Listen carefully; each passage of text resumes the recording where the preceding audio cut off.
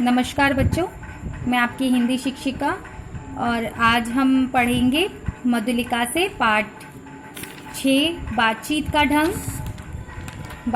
ढंग और इसके आज हम अभ्यास कार्य करेंगे। हमने इस चैप्टर को पढ़ लिया था, तो देखते हैं। मौखिक प्रश्न।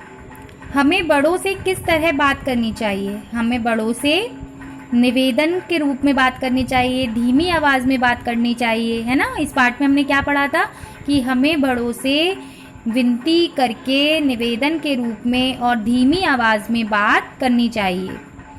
क्या प्रत्येक समाज के लोग यह चाहते हैं कि बड़ों का आदर और सम्मान किया जाए? बिल्कुल सही है। हाँ, प्रत्येक समाज के लोग यह चाहते हैं कि बड़ों का आदर और सम्मान किया जाए। बातचीत करते समय हमें सामने वाले की बात किस प्रकार सुननी चाहिए? बातचीत करते समय हमें सामने वाले की बात बड़े ध्यान से सुननी चाहिए, क्योंकि जब हम किसी की बात ध्यान से सुनेंगे तभी हम सामने वाला भी हमारी बात को उतनी ही इम्पोर्टेंस देगा, उतनी ही ध्यान से सुनेगा।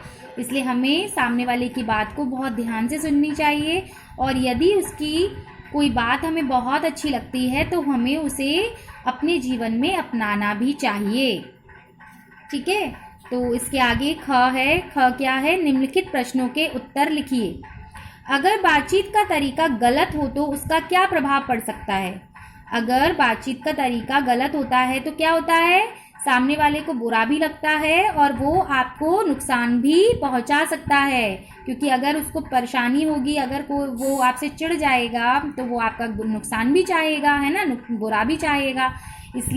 इसलिए बातचीत का तरीका गलत हो तो सामने वाले को बुरा भी लगता है और वो आपका नुकसान भी कर सकता है, यानी आपको नुकसान भी पहुंचा सकता है।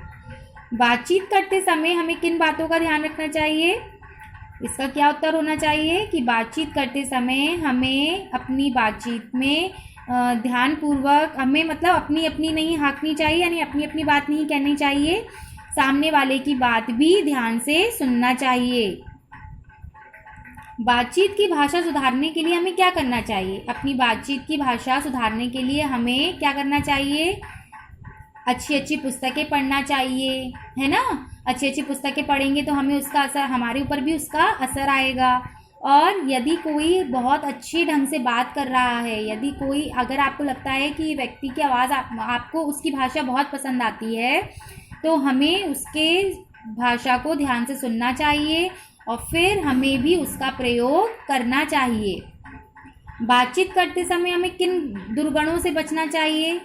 बातचीत करते समय हमें तेज नहीं बोलना चाहिए। पहली बात तो बहुत चिल्ला के नहीं बोलना चाहिए, धीमे स्वर से बात करनी चाहिए, अपनी भी कहना चाहिए और सामने वाले की भी सुनना चाहिए। तो हमें बातचीत करते समय बहुत तेज आवाज़ में, बहुत ऊंची आवाज़ में और अपशब्दों का प्रयोग नहीं करना चाहिए। ओके। रिक्त स्थान भरिए। हमें सबके साथ डैश से बात करनी चाहिए। कैसे बात करनी चाहिए? हमें नम्रता के साथ बात करनी चाहिए। हमारे मन में बड़ों के प्रति डैश होना चाहिए। तो हमारे मन में बड़ों के प्रति क्या होना चाहिए? सम्मान होना चाहिए।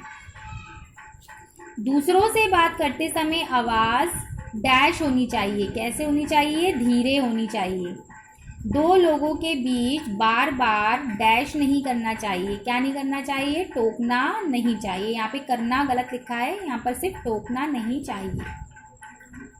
सही उत्तर पर निशान लगाइए।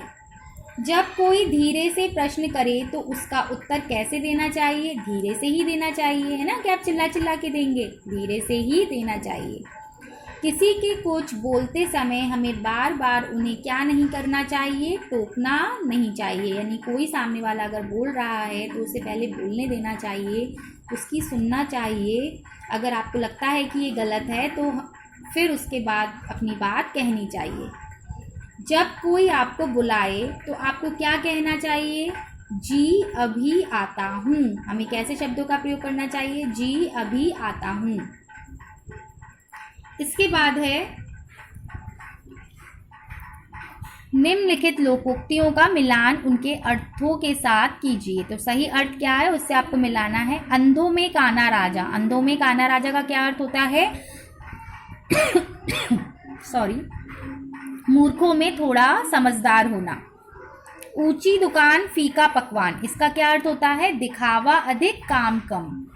सांच को आँच नहीं, इसका अर्थ होता है सच्चे को डरने की आवश्यकता नहीं होती।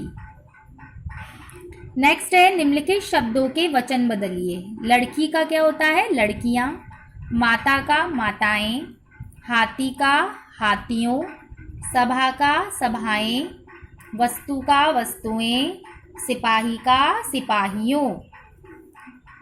इसके बाद उचित विकल्प चुनकर उस पर सही का निशान लगाइए कि संज्ञा किसे कहते हैं। संज्ञा किसे कहते हैं? सभी को पता है, व्यक्ति, वस्तु, प्राणी या भाव के नाम को क्या कहते हैं? संज्ञा कहते हैं। तो इसके अंदर ब ऑप्शन जो है वो सही है। निम्नलिखित विकल्पों में से जातिवाचक संज्ञा ढूंढिए। तो जातिवाचक संज्ञा क्या है? हाथी, क्योंकि छोटा क्या है? विशेषण। पशु तत्व क्या है? भाववाचक संज्ञा। और तेज क्या है? विशेषण। तो इसके अंदर हाथी क्या है? जातिवाचक संज्ञा। निम्नलिखित विकल्पों में से व्यक्तिवाचक संज्ञा निकालिए। हंसना क्या है? भाववाचक संज्ञा। घोड़ा क्या है? जातिवाचक संज्ञा। सोना क्या है? द्रव्यवाचक संज्ञा। और इंदिरा गांधी क्या है? व्यक्तिवाचक संज्ञा। ठीक है। निम्नलिखित शब्दों को शुद्ध करके लिखिए। देखिए आप यहाँ पर लिखा है आश्चर्य। आश्चर्य में शापे भी श कैसा होना चाहिए? आधा होना चाहिए, इसलिए ये ऐसे सही होगा। संसार, संसार होता है, इसमें ससार लिखा है तो सा पे बिंदी नहीं है तो बिंदी लगा दी हमने यहाँ पर। खिल खिलाकर होता है, यहाँ पे खील खिलाकर लिखा है तो खा पे छोटी की मात्रा आएगी। कोशिश होता है तो यहाँ पे शाह षटकोण का नहीं होना चाहिए, यहाँ पे शाह शलजम का आएगा।